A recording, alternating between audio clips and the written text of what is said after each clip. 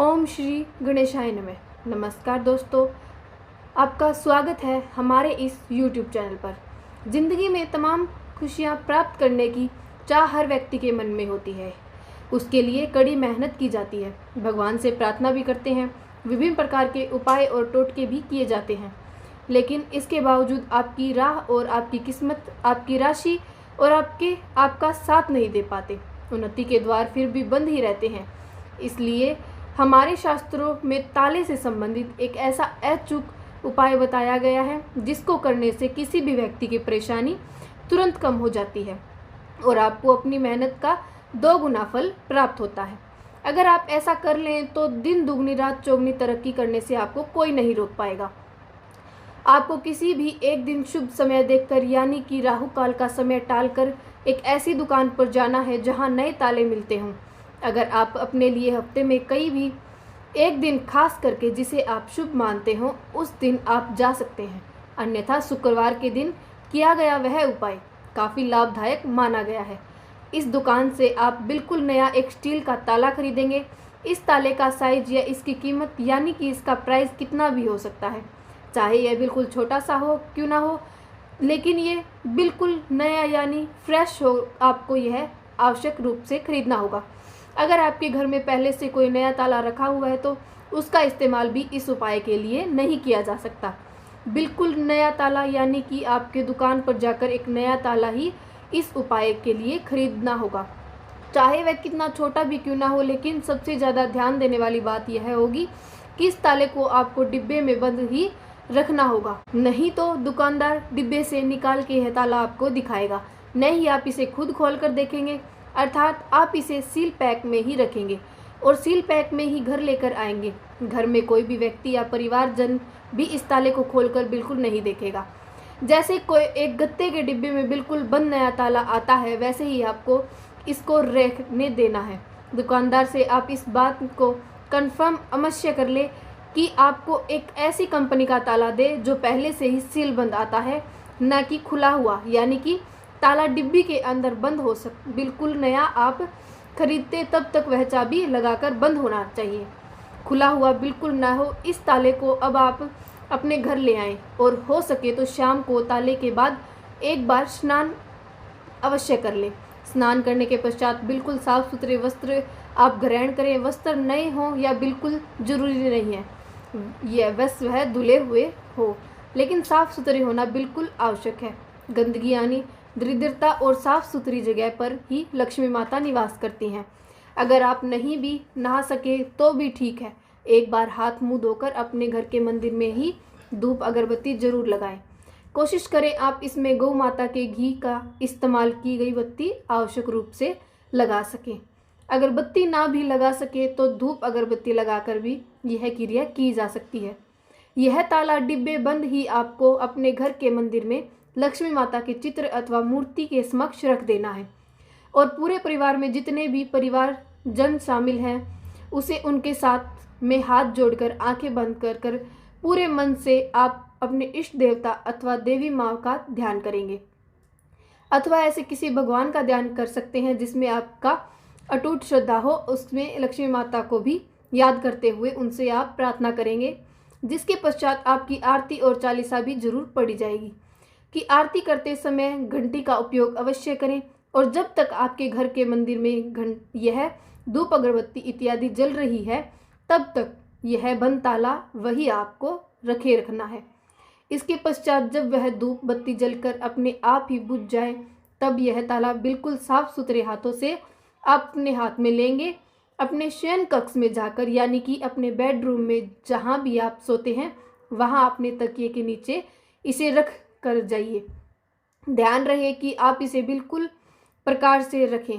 रात को यह हाथ लगाकर वैसे ही नीचे गिर जाए जैसे यह नीचे गिर जाता है। यह उपयोग कारागार नहीं होगा तो यह ताला आपको फिर बहते हुए जल में प्रभावित करना होगा और दोबारा इस क्रिया को शुरू करने, यानी कि आराम से आपको करना होगा। तकिए का कवर भी बिल्कुल धुला हुआ उस तकिए पर लगा दें। साथ ही अपने बेड की धुली हुई साफ सुथरी चादर भी आपको बिछानी होगी। अब रात को बिना चिंता किए आराम से आप सो जाएं और सुबह उठने के पश्चात, यानी कि अगर उपाय आप शुक्रवार को करते हैं तो शनिवार की सुबह थोड़ा सा जल्दी आप उठ जाएं। सूर्योदय के समय हो सके तो कोशिश ऐसी हो जाए कि आप अपने नित्य कर्म यानी कि स्नान आदि से निवृत्त होकर दोबारा से इस समय ताले को साफ सुथरे हाथों में लेकर अपने मंदिर में आप अपने नित्य कर्म यानी कि स्नान आदि से निवृत्त होकर दोबारा से इस ताले को साफ सुथरे हाथों में लेकर अपने घर के मंदिर में लक्ष्मी माता की मूर्ति अथवा चित्र के सामने रखेंगे। इसी प्रकार शाम के प्रकार ही उनकी आरती और चालीसा पढ़ी जाएगी। साथ ही जरा सा कुछ प्रसाद का भोग लगाया जाएगा।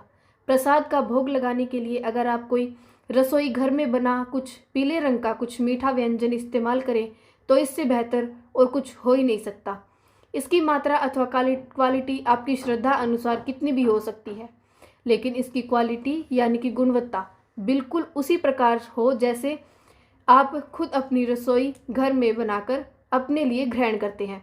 माता रानी को इस प्रसाद का भोग लगाएं और ताला भी उनके समक्ष ही रखकर उनकी आरती चालीसा पढ़ेंगे।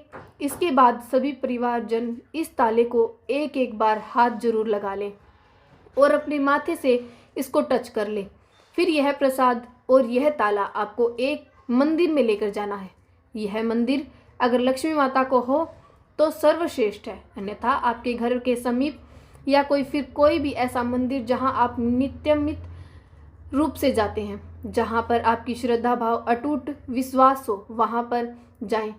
वहां जाकर अपने इष्ट देवता अथवा माता लक्ष्मी के चरण दर्शन करने के पश्चात उनके मुख दर्शन करें और उनके समक्ष प्रसाद और ताला रख दें। फिर वहीं मौजूद पंडित जी के चरण स्पर्श करके उनका आशीर्वाद लें और यह प्रसाद जरा सा उन्हें ग्रहण करने के लिए अवश्य दिया जाए। साथ ही ये ताला भी अपने वहीं पर कर देना है। बाकी बचा प्रसाद वहाँ मौजूद गरीबों इत्यादि में जरूर बांट दें और बिल्कुल प्रसाद के रूप से ही ग्रहण करने लायक वापस आप इसे घर लेकर आएं। अपने परिवारजनों के लिए अब यह ताला चाहे तो पंडित जी खुद रख सकते हैं, इस्तेमाल कर सकते हैं, अन्यथा वह किसी को भी अपनी इच्छा अनुसार पंडित जी ही भेंट के रूप में दे सकते हैं। ज़रूरतमंद या फिर वह मंदिर में सभी भी रखा जा सकता है। जो भी कोई भी ज़रूरतमंद इत्यादि वहाँ से इसे ले जा सकता है। चाहे तो पंडित जी खुद भी अपनी इच्छा अनुसार इसका इस्तेमाल कर सकते हैं, लेकिन ध्यान रहे जैसे इस ताले में चाबी लगाकर इसको कोई भी खोलेगा, चाहे वह कोई ज़रूरतमंद हो या भेंट किया गया हो, चाहे ताला किसी ने मंदिर से लिया हो या फिर पंडित या उनके परिवार से कोई स्वयं क्यों ना हो, उनके ताला खोलते ही आपकी किस्मत का ताला खुल जाएगा। इस उपाय के पश्चात धन प्राप्ति से आपको कोई रोक ही नहीं सकता। पुराना अगर कोई भी पैसा रुका हुआ है वह भी बहुत जल्द आपके पास लौट आएगा। जिस भी कार्य में आप हाथ डालेंगे आपको तरक्की ही तरक्की प्राप्त होगी। चारों ओर से उन्नति के द्वार खुल जाएंगे। यह बिल्कुल अचूक उपाय है और यह हमारे शास्त्रों में बताया गया है कि, लेकिन इसके साथ कुछ नियम भी जुड़े हुए हैं। इसका जिक्र आपको किसी न किसी से भी नहीं करना है। अपने घर में यह रहकर परिवारजन के अलावा किसी भी और रिश्तेदार, पड़ोसी, मित्र इत्यादि को इस उपाय के बारे में बिल्कुल नहीं बताना है जब तक कि यह पूर्ण ना हो जाए। इसी के साथ जब पंडित जी को भी आप ये ताला देंगे, आप उनसे यह बिल्कुल भी विनती नहीं करेंगे कि वो इस ताले को जल्द से जल्द खोल लें या फिर किसी ऐसे को देकर उन्हें बोल दें कि यह जल्दी से इसे खोलें और इस्तेमाल करें। जब वह अपनी इच्छा से अपनी ज़रूरत के अनुसार इस ताले को खोलेंगे तभी यह उपाय आपके लिए बेहद लाभकारी और कारागार साबित होगा। उम्मीद है दोस्तों आपको हमारे द्वारा दी गई जानकारी अच्छी लगी होगी।